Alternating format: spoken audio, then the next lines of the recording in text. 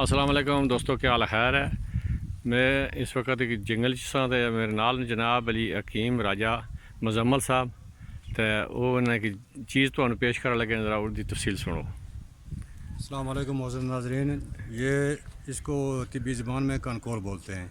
اس کے فوائد یہ ہیں کہ اس کو سرسوں کے تیل میں اس کو براؤن کر کے اگر کان میں ڈالا جائے تو کان کا درد فوری جو ہے آرام آ جاتا ہے۔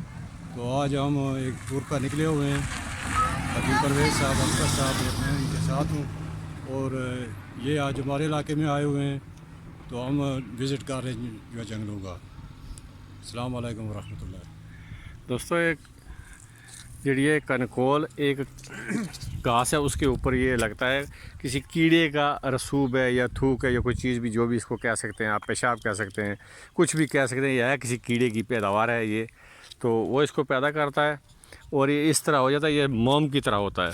تو جب اس کو کسی بھی تیل میں جلایا جائے تو یہ آسانی سے جل بھی جاتا ہے، اور اس کے فوائد یہ ہیں کہ کان کی جملہ امراض جو ہیں ان کے لیے بہت اکثیر ہے۔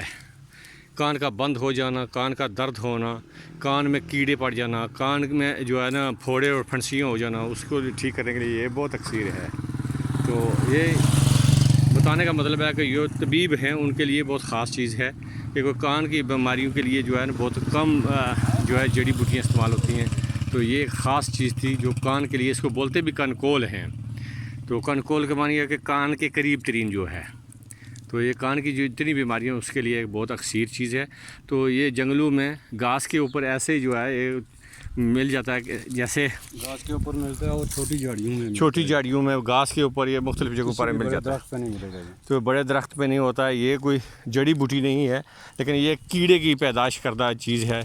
تو یہ جو ہے نا استعمال کرو، اس سے فائدہ ریشم کا کیڑا ہوتا ہے سیم اسی طرح یہ ریشم کے کیڑے کی طرح ہی ہوتا ہے، اس کے بیچ میں کیڑا چلا جاتا ہے اور اوپر اپنے اوپر یہ غلاف بنا لیتا ہے ریشم کی طرح، تو یہ سوکھ جاتا ہے، یہ موم کی طرح ہوتا ہے۔ السلام علیکم ورحمۃ اللہ وبرکاتہ۔